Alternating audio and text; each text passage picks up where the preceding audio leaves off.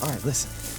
I'm taller than you, obviously, so I can lift you up, and you can use that branch right there to boost yourself out.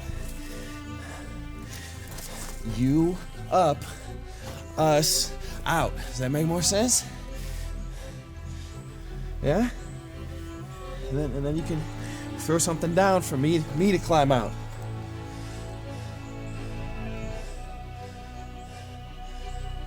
God, I hope you understood that last part. All right, come on. Welcome, everybody, to the Nova Fest on Tuesday, April.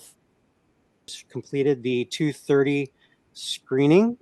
We had a couple of great documentaries and one short narrative to crack it open from Miss Koura Linda. Koura, what's your stage name out there? What is it? Koura Linda, Koura Shipton, Schleppy? What is Schleppy. Okay. I just made that up. Maybe I watched The Three Stooges recently. Okay, I watch it every day.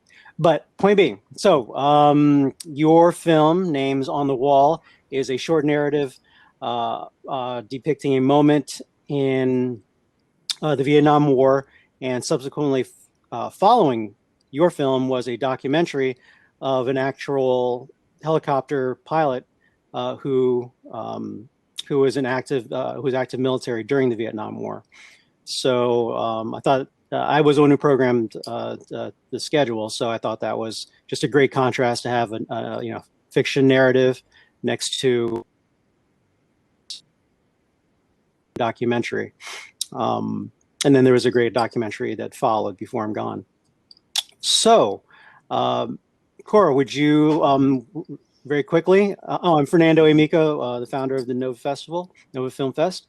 And if you ladies could introduce yourselves one by one and tell us who you are and why are you here? I'm Koura Linda. I'm the director and one of the executive producers and a bunch of other hats of Names on the Wall.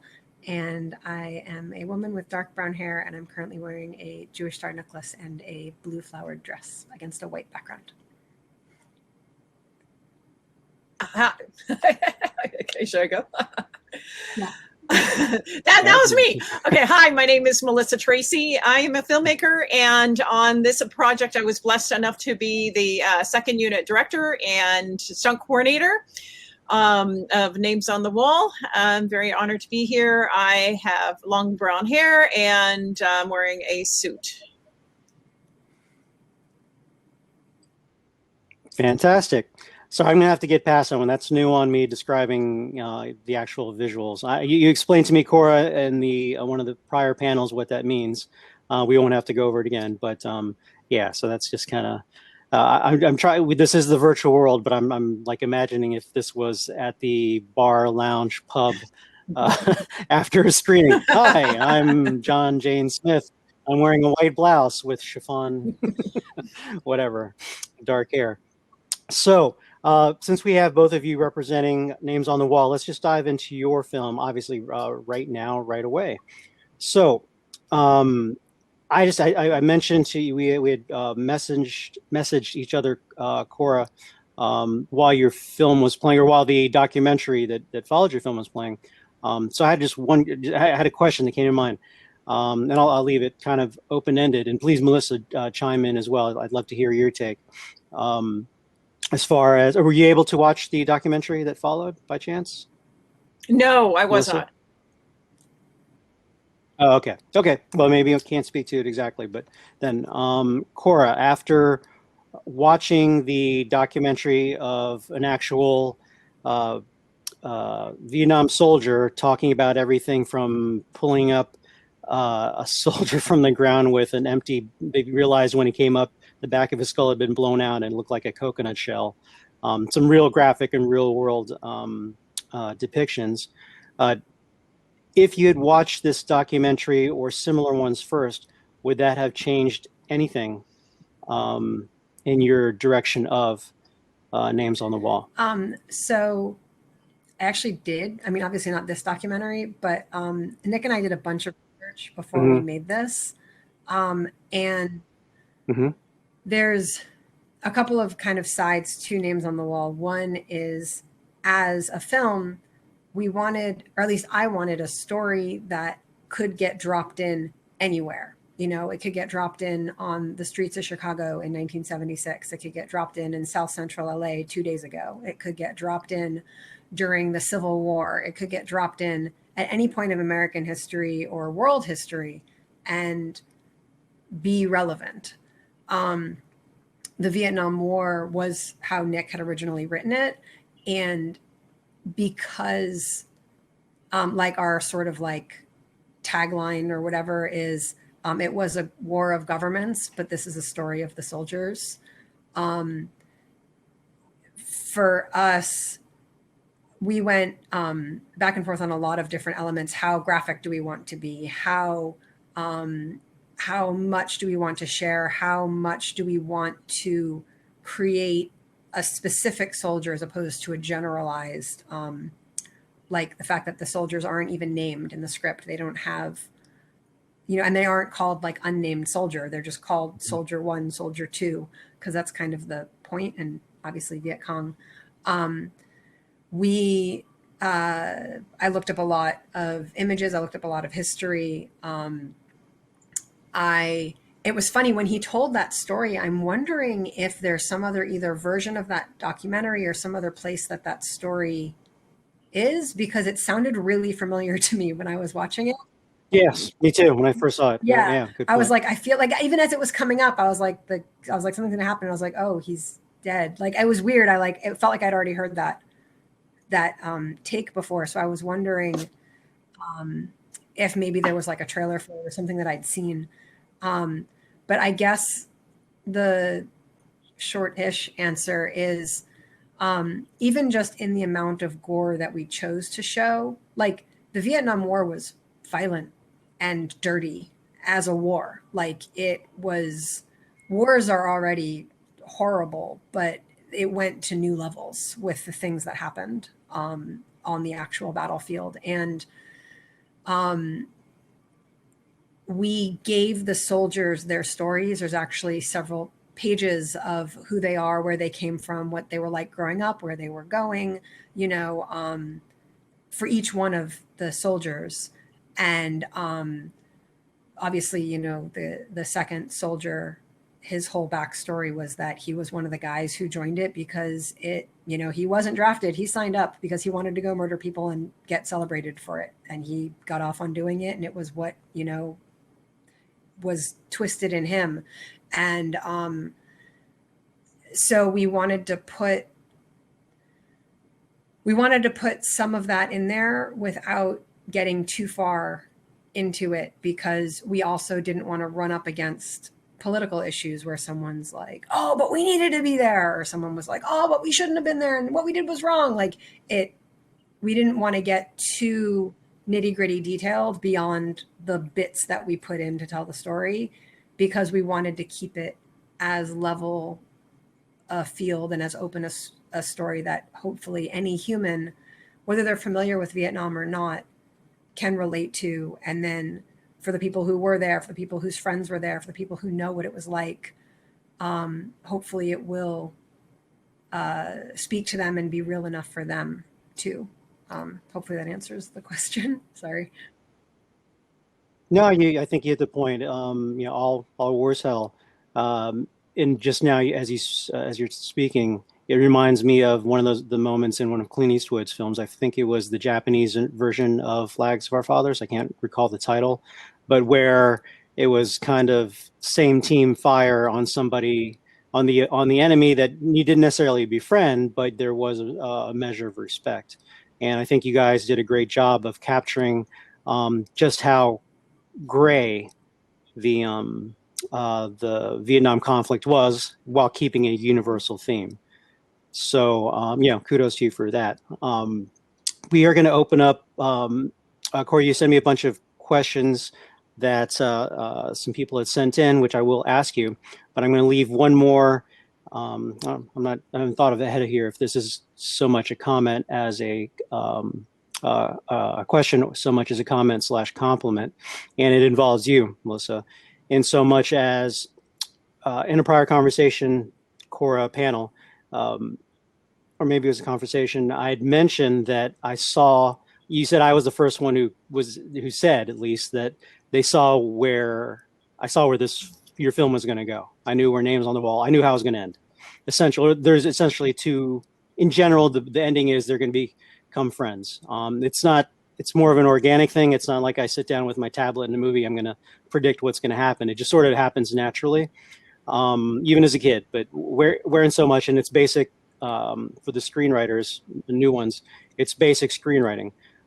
You always start at the end. When you have the end, this is what's going to happen to your character or your environment. And once you have your solid ending, then you write your beginning, because it is the exact opposite. So then you have the arc. You have the beginnings of the arc of the story. So as I'm watching the first few minutes or so, okay, they're mortal enemies. Okay, they're going to be buddies. That's the way this is going to end. So if they're going to be buddies, and the mind starts racing. If they're going to be buddies, there's going to have to be what's the conflict in being buddies?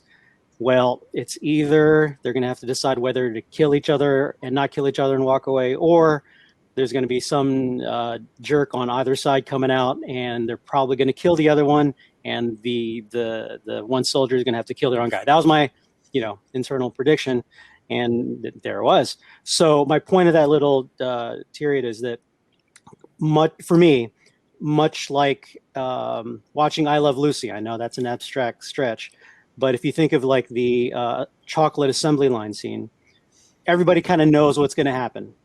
Okay, in this case, I kind of saw what was going to happen. The beauty is going to be in seeing how they carry it out. So that's where the compliments coming in, because it wasn't so much, okay, what's going to happen? How are they going to tell the story? And that's absolutely in the director's hand. And both of you smash it out of the park. So again, I guess I wasn't planning ahead too much on that. So I guess it's more of a compliment / comment. And since you're welcome. And since that, again, that was more of just a straight shot commentary on my part, I will open it up. I'm looking over the list of questions that were sent over, and if it's all right, I'll just start peppering you with them. If both of you are cool with that. Yes. All right. All right. Here we go. Question number 1. Through so many classic war stories, what inspired the team to tell this particular story at this time? I guess I'll answer it first, and then I guess Melissa can answer what drew her to it, to want to be a part of it. It is, it's funny because I originally picked up the script in 2013. That's when I was like, okay, this is the movie I'm going to make. And it went through several years of even just between getting off the ground, getting made, and getting done. There was a several year process in that for various reasons. And at the time, I wanted to tell a story that could potentially shake humanity. And I wanted it to be timeless. And I wanted it to be something that no matter when you watch it, if you go back to it, you can be like, that's a Space Dream Productions film. Like, we were starting the company, we were building our brand, figuring out what type of things do we want to do. And we wanted a film that would stand as a testament to what we could do when given full control of a project and the allowance to create it, develop it, bring in the cast and crew, finish it, like when it was done entirely by our team. What can we do? So I think the fact that it still plays so relevant now means that we picked a good script. And I don't think it was a matter of like, why this film and why now. It was a matter of, this is a story that hopefully people can relate to no matter when they watch it. And I hope that it continues. I mean, on the one hand, I hope it doesn't continue to be relevant, because I'd like people not to be dealing with like racism and hatred. But I'd like it to be a relevant story that people can understand no matter when they watch it. Yeah. Melissa? All right. So like Koura said, when you're second unit directing, a lot of the stuff you do because you need to eat. You need to keep a roof over your head. You need to survive. Okay. But when Koura presented me this project, Koura and I had worked on another film together. And I try to be very picky on the projects I choose anyway, when I'm second unit directing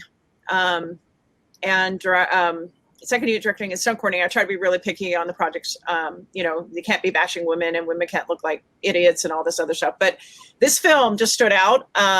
It was amazing, being part of this project, being socially relevant.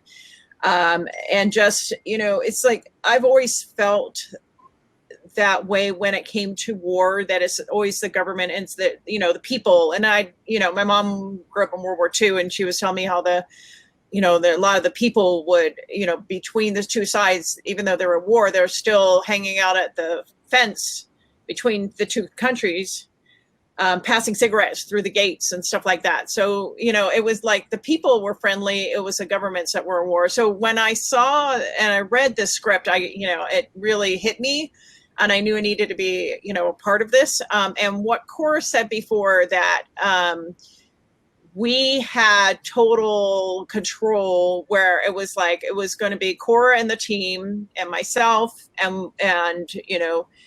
and we had control. So we knew it was going to be good. We weren't going to have, a studio come in and mess it up. We weren't going to have somebody destroy this lovely quilt that we made, basically, and cut it up and then only put 3 pieces on it. We, when Koura said, yeah, you can second unit direct this, you can work with the DP, put, camera where it needs to go, do the shots. I was like, oh my God, this is going to be awesome, because it's going to actually look really good.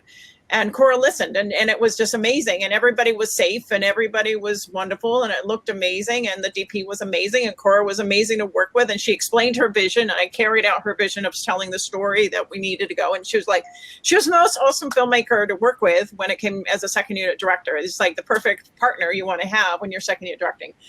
So that's why when I had the chance to do a meaningful film, that, meant something, I just had to jump at the chance. And that's why I did this, even though it was, it's a short film. But it's an amazing, like I said, the other day, it should really be up for Academy Award, because it's that heartfelt and that meaning, it's just, I don't know, it was executed well. And it was just, I totally well planned out from beginning to end. It was fun to work on. Everything went well. And, it's just, it was just a really good experience. Thank you, Melissa. I loved working with you. I want to work on it now. Is next. Okay. That actually leads it into the next question slightly. Is this team going to make another film? So I will answer that. I've had the honor of working with almost every member of the cast and crew again, several times, whether it was just auditioning for other projects or whether it was actually doing other projects. We try to build our network, obviously, like any filmmaker does, but of people who not only are very talented, but are also good people and trustworthy. You can be an amazing talent, but then you can get on set and you can refuse to do something because you just don't want to anymore. You change your mind. You don't want to do that. Or you can, be brought into a project and then tell the director, well, I'll tell you if I think it's good enough. And, it can become like these sort of awkward situations. And no matter how talented somebody is, you have to be able to be with them for 15 hours or 12 hours or even 10 hours and have all your meals, be on location, be traveling, be at very close quarters, even before COVID. And to be together for that long, that close, you don't have the room or space for toxicity or for egos or for whatever. So I will say that out of this specific project, I worked with Brendan on another film. I've worked with Mary on several other projects. She's actually the lead for our upcoming feature, Comic Relief, which has a little bit of a fairly major stunt sequence that Melissa will be overseeing. And I've coordinated with Melissa on stuff where maybe, you know, there's like a little music video and it's super small and I can't afford to bring her in, but she'll get a phone call and be like, hey, if I do this, is that doing it safe? And she's very nice. She doesn't send me the bill the next day. But because we've done little stunts in things since, just with what we've learned from her about telling. I'm just going to totally talk up Melissa for a second. She's not only brilliant as a stunt coordinator, but she understands that the fight has to tell a story. It's not just about making a punch look good or making a punch look real. There has to be a reason for the punch, and it has to read in a way that the audience understands why that punch is happening, the way it's happening, when it's happening. And, you know, the moments of the actors being in pain and where they're looking and what they're doing and what they're going for. I was able to give her that part of the story and say, okay, look, they need to be ready to kill each other with their bare hands. That is where they are starting. They need to be ready to commit death using their bare hands, to take the life from another human being. And I need to see that. And she, you know, went over all the different sequences with me. And, you know, she was also adamant about mats and padding and safety. And our actors trained for 4 weeks.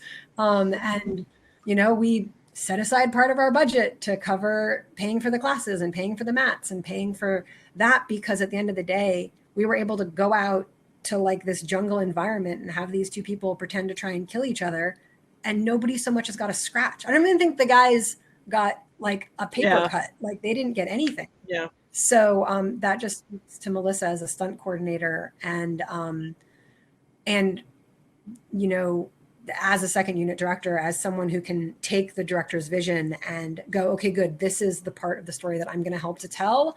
I understand what you need, and then I'm going to do it. And it was so nice. Even our on-set, our sound mixer, Kyle Jacobson, I've worked with him every time we can afford him. I have to come back out. Yeah, we've got Catching the Light, which Kyle Jacobson was the sound mixer on, is in post-production, and we've got Comic Relief, which is coming up soon. We're just restructuring for some COVID safety, and we've got a film that we're being brought in on to write that I can't officially announce yet, but once we can, that is going to be utilizing people from Names on the Wall as well. So we're excited. Fantastic.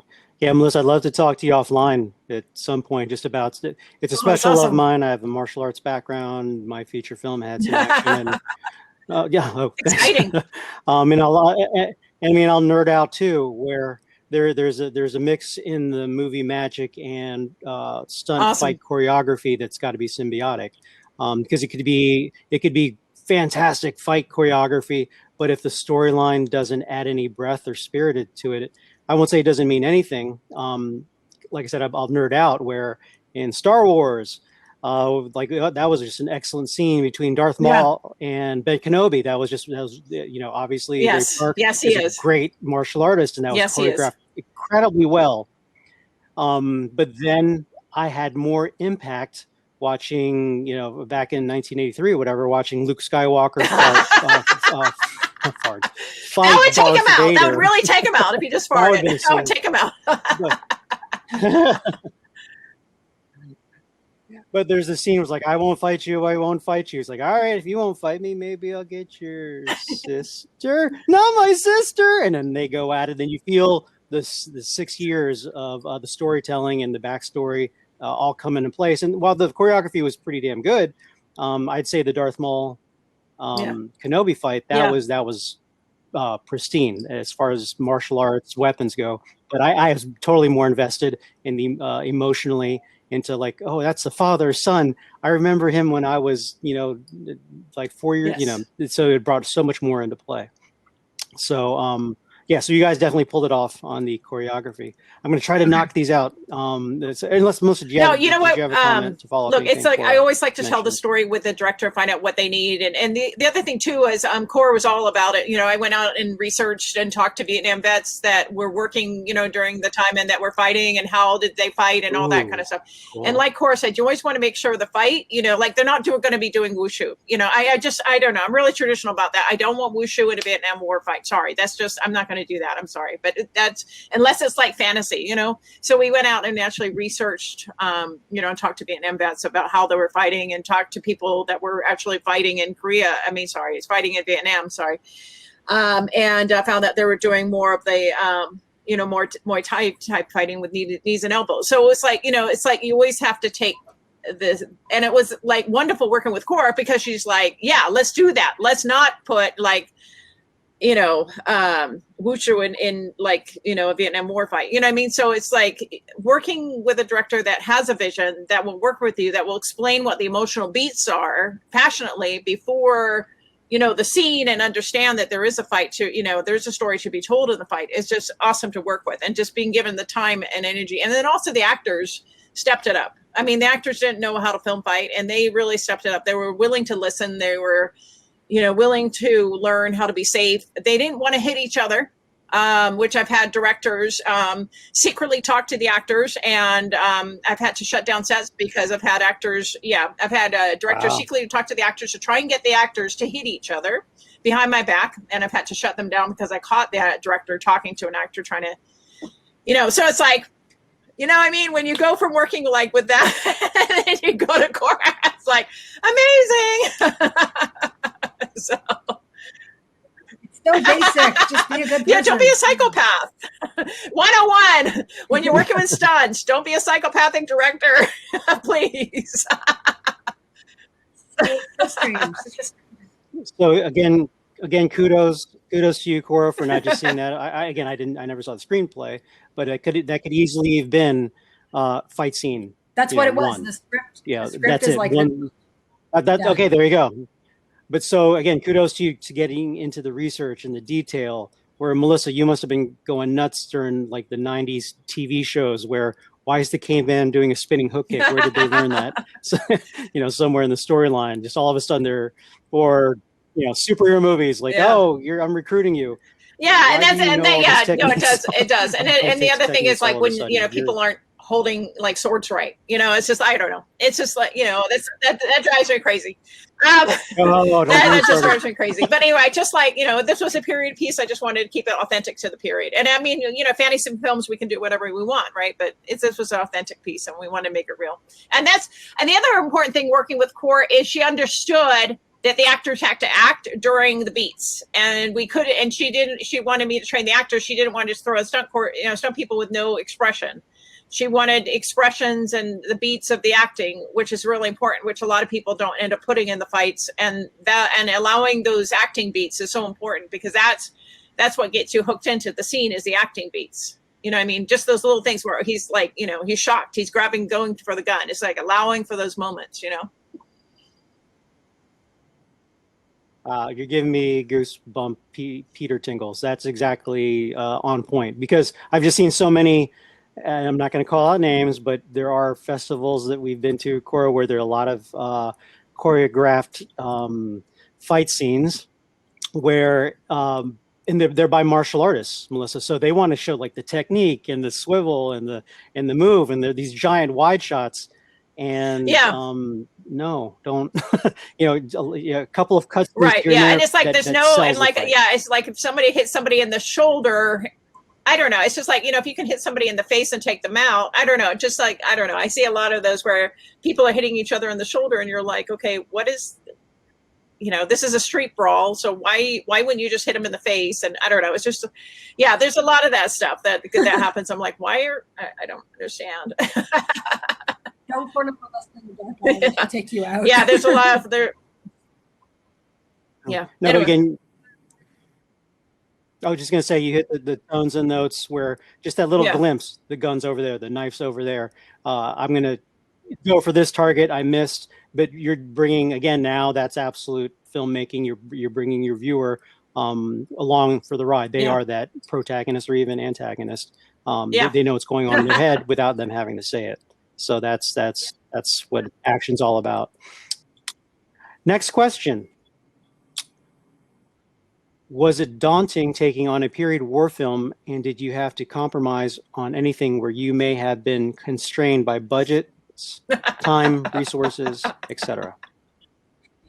So In many regards, yes. I mean, as someone so kindly pointed out that the uniforms aren't exactly right. We did go to military surplus stores. We did try and get things as authentic as possible. They are very expensive if you want to go 100% authenticity. There is also a fact that at one point, I mean, this is what we found through our research, so maybe we were wrong. At one point, like the uniforms kind of were whatever you could get. Like it wasn't the perfect, like here's your exact uniform with exact pieces, all perfect. Some things we did kind of like just fudge a little bit because they were very expensive. We did coordinate on what guns to use. Those were prop guns.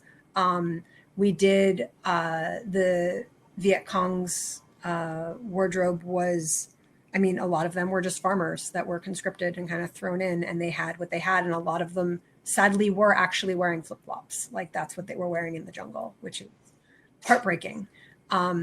So that was a little bit of a challenge. Then there was stuff like, I actually had forgotten about this. And when I just saw it again in this block, there's a point where he kind of does this and there's a sound of a chopper going overhead. And then you hear like it's kind of like just a sound that goes by. A truck was driving by, a totally like anachronistic, wrong truck. And I think the actor was like noticing it and kind of like, oh, are they going to cut? Or maybe he was just thinking, I don't know. I've never asked him why he looked up.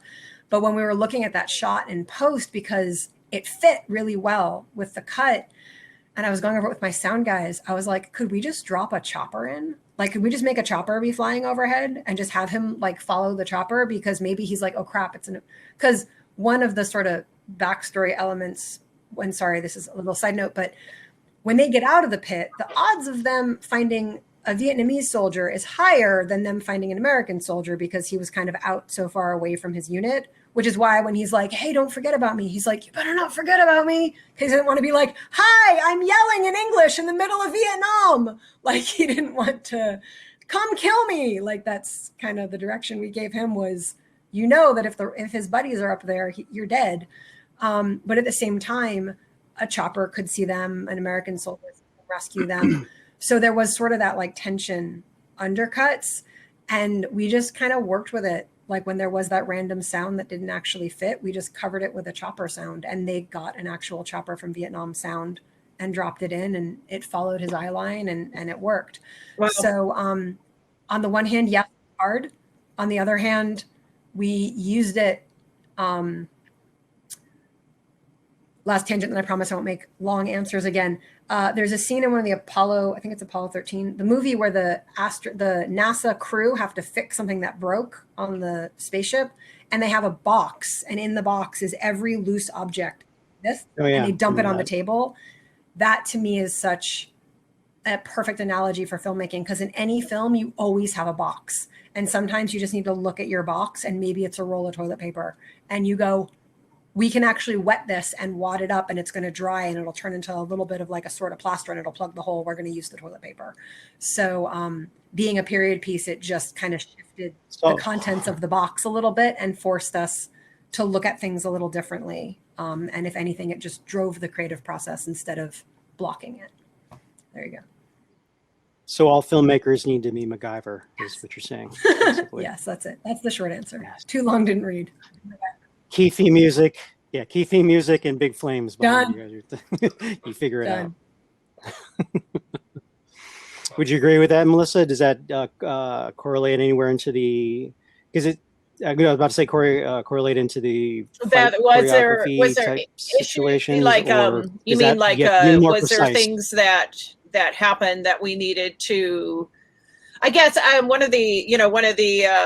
one of our leads got injured and not being able to work for a year. I mean, that's once again talking about things that happened that that we needed to wait on, and just and that was kudos to Koura for keeping the actor. Some people would have just said, oh, let's go get another actor, but that was amazing. You remember how hard it was to find him? Yeah, You think I really yeah. was in a rush? No, to do it that was again? he was so perfect. He was Perfect. awesome, and his attitude, he just wanted to work. So it was great. I think when it became okay, so the whole thing is it's all an illusion, and so we had to, we didn't have money. We didn't have money for, we did not have the money for an airbag, for them to do a fall, down the pit and land and things like that. So there was a lot of shortcuts that we had to take where there was no, like, Koura said before, there was no pit. It was all in a flat air, there was all in a flat area. So we had to make the illusion like they were falling into a pit because, we didn't have the budget. Yeah, there was a cliff. Like there was like yeah, 10-foot so cliff, they couldn't fall out. So everything was an illusion. So working within the budget was was a lot of fun, and that's what we always do anyway. But you really just have to be creative and working with the actors, learning how to fall and just working with the DP to hide the mats and all that stuff so that they can make it look, so we can make it look like they're falling into a pit and things like that. So we didn't have there wasn't any money for ratchets and airbags and things like that. So we just had to make it work, and that's that's part of the fun, is just making things work with what we have. Total party. Well, let's segue that into the next question, which is, why and how did you choose the location that you filmed? They say at, but I just can't end a question with a preposition. It's against my code. I hear you. Malibu Creek State Park is known for a TV show. I used to work there. I was like, oh, okay, no, sorry. I was going to say it's known for a TV show that no one who watches war TV has ever heard of. It's a very unknown show called MASH. MASH, yeah. you say? So it's very commonly used as that sort of like Far East Asia look for obvious reasons. And we filmed, I think, a couple miles from where they filmed. And I had actually scouted the location originally because someone told me that, and I went and checked it out. And I checked out a couple different areas that we were going to potentially film at. And in the year that passed, there was a really bad drought. So like that, like kind of blowing wheat field is actually in Malibu Creek State Park. And what we were standing in was a riverbed that had dried up.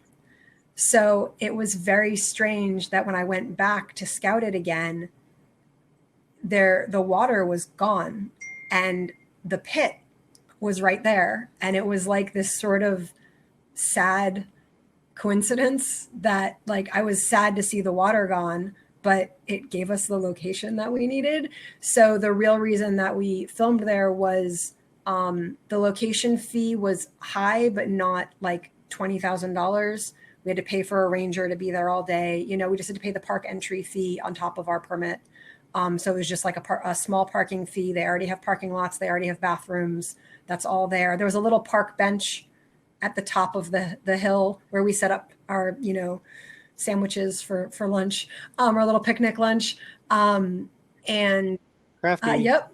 And one of my other jobs. And the main reason why was it just worked. Like we didn't have to really do a lot of set dressing. It was perfect for what we needed. And then for the flashback sequence, the reason we shot there, straight up, it was one of my best friend's backyards, and I could pay her with cookie dough. And that's why we filmed there. And I will say this, because it was sort of nearby. Actually, it wasn't even in Malibu. I think it was in Glendale. But there's this kind of tall grass plant that grew in the filming location. And she didn't mow her lawn before we filmed. And that same grass was growing in her yard. So when the little boy is playing, it's a total like little thing. I don't know if anybody notices, but that type of grass that's in the jungle with them is also in his flashback or in his like dream sequence. So I thought that was really cool, but it was just dumb luck. Unfortunately, that wasn't in our control. It just happened. Yeah. Okay. That's why. you're making me be a little nostalgic now because I didn't know that's where you filmed, and I used to do mountain biking up in Oh, the wow. Santa Monica Mountains all the time, and you can't drive. For me, you can't help but go through that part of the 10, or is it 101 or the 405, and where the big mountains Yeah. are, and I totally expect a MASH helicopter to or two of them to come around the corner.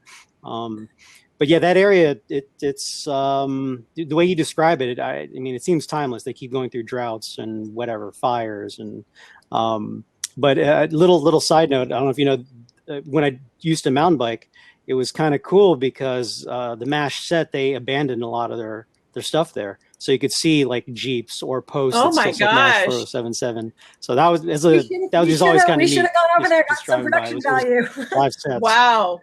That's awesome. Yeah, it was a totally discovered. Like, what's this? Like 407. Like, whoa. Yeah, I thought so. I mean, it was obviously dilapidated and degraded, but it was clearly a leftover set Wow. pieces from the show. But I'm a fan, so Yeah. Amazing. that was kind of Amazing neat. TV show.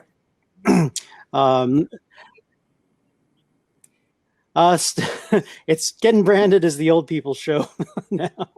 As far as like that, it had heart. Never did. Dang It it. did have heart.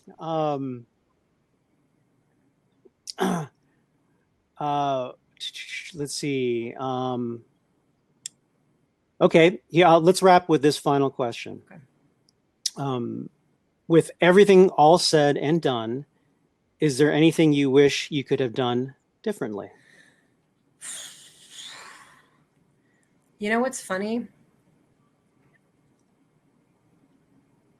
The first thing to pop into my head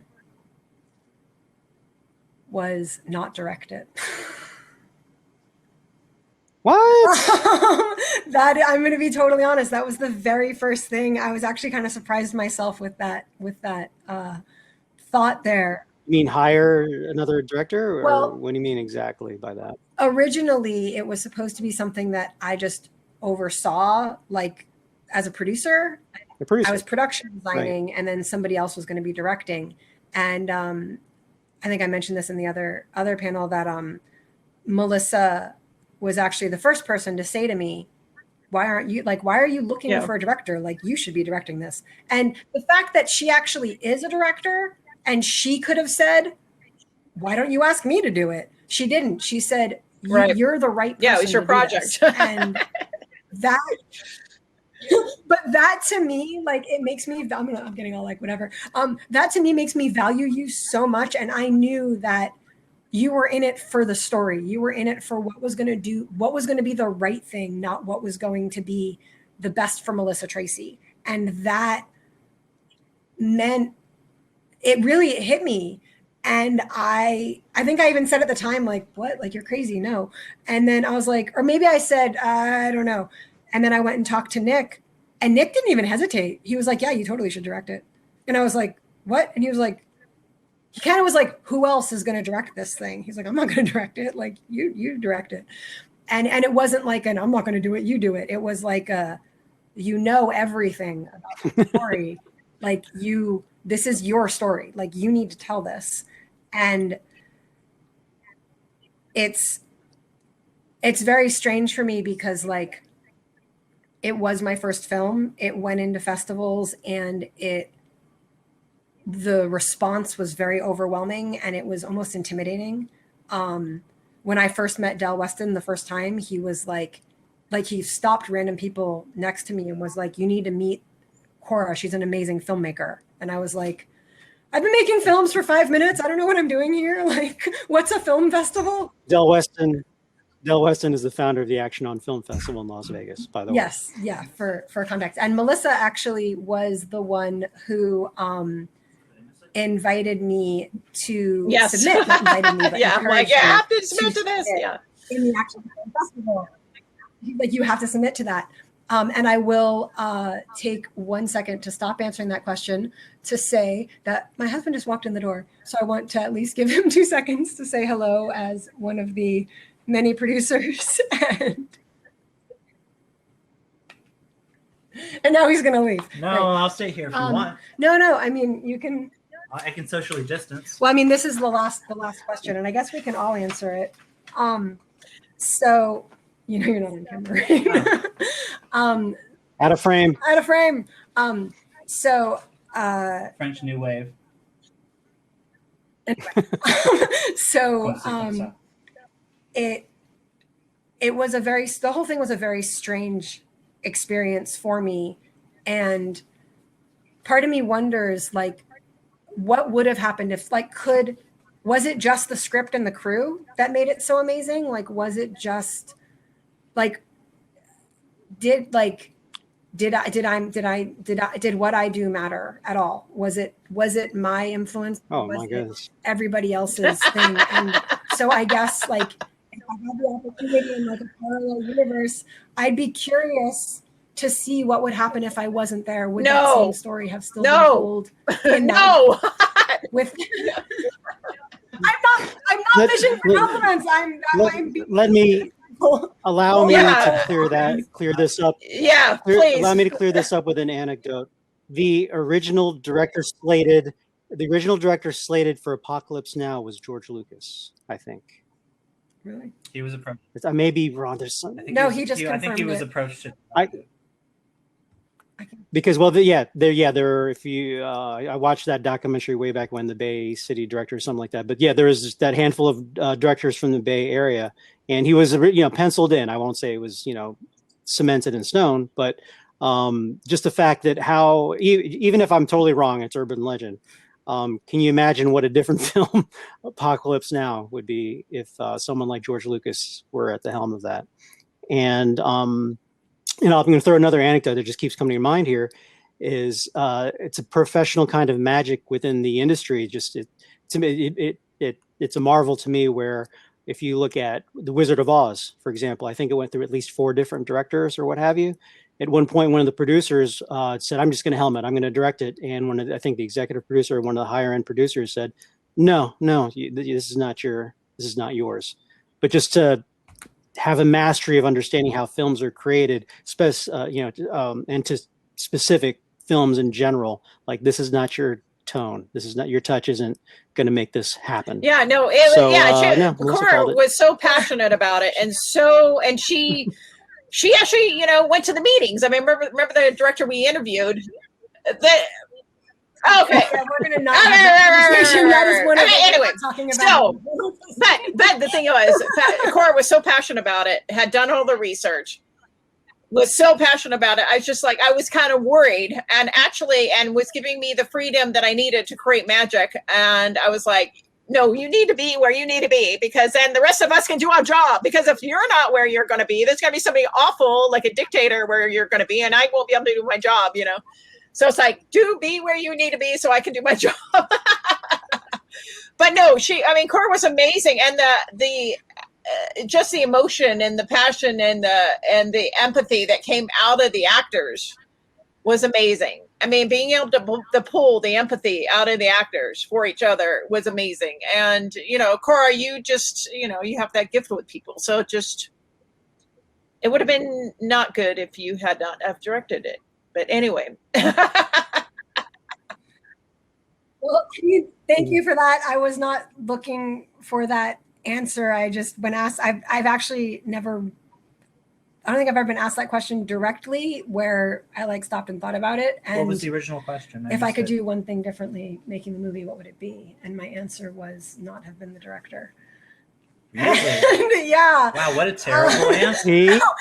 But the thing is, almost because it's an just, honest answer. But... It's an honest answer, and it's a curiosity of mine. And I guess there is one thing as far as I can get into nitty gritty stuff. I would have made sure my app was set correctly so that we didn't miss sunrise. And I would have made sure that this happened or that happened. Or we had a monitor, knew we were in focus. Yeah. And all of that stuff. Yeah. And at the end of the day, there's a line in Catching the Light. Oh yeah, I am. Oh no, I am. I'm plugged in. It's blinking.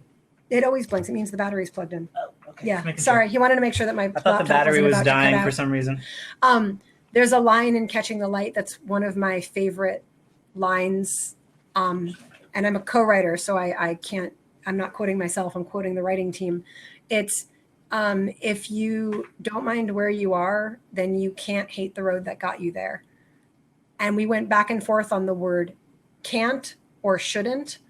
And I really liked can't, because if where you are is a good place, you don't know what little lever you're going to turn by changing something as simple as the color of your shirt on a Tuesday 7 years ago, what that's going to do to the rest of your life.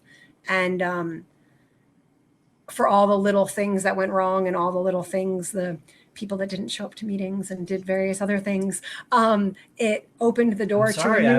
I wish I showed up. I was late to the party. Okay. But, I was but a gleam. you were but a gleam in my heart. But you know, but a sparkle in her eye. but like the fact that we messed up, the fact that I messed up the call time and pushed us. By the time we got there, the sun was a good, like it was up. We lost hours on day one, and because of that, we got pushed into sunset, and Doan's footage got grainy, and to fix it, we needed to lean into this aesthetic when we did the color grading that really, I think if it was graded like a modern film, it wouldn't look as good. I think that grading. Yeah, I was just going to say, I was looking on YouTube at an earlier cut where we hadn't done the color grading. It's from 2016, summer 2016. We hadn't done any of the color grading to make it match. And it's like looking at a completely different film, because it goes back and forth between Fook and Brendan, and it's like full daylight and it's warm colors, and it's like that was the intention. And then we go back to Fook and it's like super dark and grainy, and it's really weird when you add color, and it feels like it makes a big difference. So it came about because like it was a problem that Spacey solved, but Spacey had to solve that problem because I made a mistake. But the mistake meant a creative solution that made it better. So yeah, at the end of the day, unexpected. At the end of the day, the curiosity, and I don't know, maybe it's my own self-doubt of what would have happened if somebody else directed this. Was it the team? Like, could they have done this if I wasn't there? And then anything else that we changed would have changed something that resulted in something that came out beautiful. So in that regard, I can't hate the road that got me there, because it got us here. And I'm, if nothing else, I'm very, very, very thankful to be where I am now. So that's my answer. Spacey, Melissa, did you have an answer? But you know what? I actually would not have done anything differently. I'm just, I think no, because it was just like magic in a bottle, and I like lightning in a bottle. It was magic and lightning in a bottle.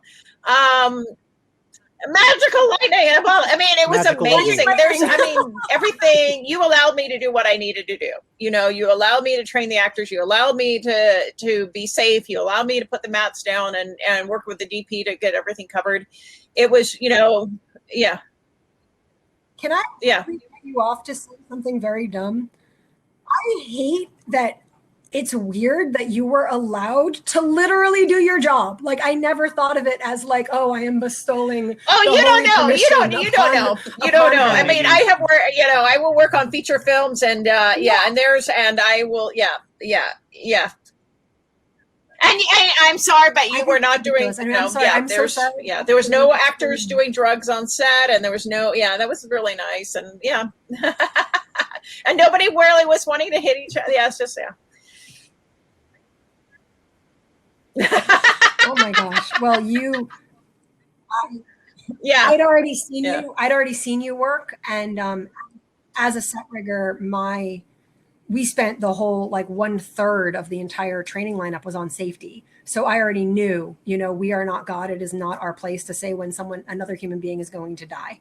So that is, when you're working with something like stunts, the fact that you were very safety conscious and very professional and knew what you were doing, like that, like I had no reason to not trust you to do your job. Like that, it's kind of like, it wouldn't have been my place to tell you, because I'm not a stunt coordinator, and I'm not professionally trained in that area. And it's my job as a producer to hire somebody who is and to trust them to do it. So thank you for doing your job amazingly, because you let the story be told in a way that was safe and beautiful. So and are you. powerful, So are you guys. You guys are too. Thank you so much. So yeah, thank you. Shy away. We just. If you could do anything different, what would it have been? I don't know. I mean, in terms of the all phases of production. You mean maybe telling me that you were never going to have anything to do with the movie? I did say that before we were dating. There was that was when I read the script. I'm not a big fan of curse words, so as soon as I read the script, I was like, the script was a little different. She asked in an earlier draft. No, she said she needed somebody to work on the score and would I be interested. And I read the script and I was like, it's a hard pass. And I didn't want to hurt her feelings, but I was very I was just kind of like, I can't get into like this type of thing. And any project that's come my way where there was like a lot of coarse language, I've always said no. So it's cost me some opportunities, which is fine because, not that I think sticking to my standards makes me a better person. It just means that it makes you a better you. I mean, it very much makes me me. But having said that, in the editing stage, like we literally pieced together takes where when Fook swings, when Fook dodges this punch from Brendan and he says, "There's no way out of here, we're trapped." The original line was, "There's no effing way out of here, we're trapped." And then in the editing, it's you blink and you miss it and it's not there anymore. So I think between the writing of the script and the shooting and the editing, Koura had sort of come around to my take on it, and that's where she's like, you know what, we're going to cut out the F words. I didn't want. We shot it with the F words. We did. We shot it as written, and the reason that I wanted, I was. But this is not a PSA to say that curse words are bad. It's just it felt gratuitous. And I felt like there was enough in the story that I didn't need to shock people by dropping F-bombs every 5 seconds. Like it wasn't about that. It was about the story and about what the characters were saying. So yeah, he did some fancy editing, and it was Fook who he swings his arm and Brendan ducks, and you cut right on the duck and got the line. He slams him against the wall. Yeah, Brendan slams him against the wall. The pit. Yeah. But I was just going to say though, it's still rated 18 plus on Amazon Prime. Violet. I think it's because of the brain matter, which apparently I was okay with. I was fine with that. No, you were gagging. I was not okay with that. But there were some concessions that were made in Even editing. I made a concession on that one. Koura made it. So I think it's about everybody working together to make the best thing possible. And I think what we ended up with, even with these superficial changes or whatever, or even key changes, I don't know, but really, I would probably change the fact that I rejected it out of hand to begin with. I just didn't know that at a certain point, like a couple years later, I would be actually editing the movie, which was, You'd be married to me to know. I didn't know I'd be married to you. That's really why I married you. I just wanted your editing skills. Whoa! I honestly don't see myself as that great of an editor, so I need to learn how to edit. It's the ladies. Edit. Chicks dig the editing. I'm like a great, puppet. No.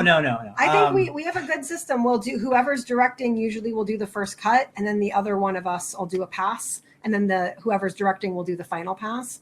But we always catch something that the other one didn't see. Yeah, it's a great gates of quality control. I love that we can say like, oh, but this isn't working. How do we fix this? And usually it involved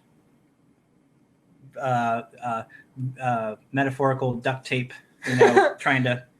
Yeah, Spacey used Twixter. Yeah, you can slow down footage in post, and because it was all shot at 24 frames per second. None of the stunt footage, none of the anything was shot at a high frame rate for me to work with. It was all 24 frames, and to try and slow down action and make it look like it's not smearing across the screen or stuttery, or it took a lot of manipulating. Now I've learned, like, if you can shoot Oh, at yeah. 120 frames per second for Yeah. action, you can get some Snydery type stuff going on. But I understand that the aesthetic of the movie, it works to have things to be more like visceral, like full speed, or speeding things up, make it faster, leaning into the punches. Melissa was good for that. She sent over Oh the yeah, Jackie Chan Yeah. How to edit action, yeah. It was like how to edit. how to edit. Yeah, I was just worried, Melissa made sure because I've we were doing seen it. some of my Anytime there was projects a- that I've done come back, and I'm like, oh no.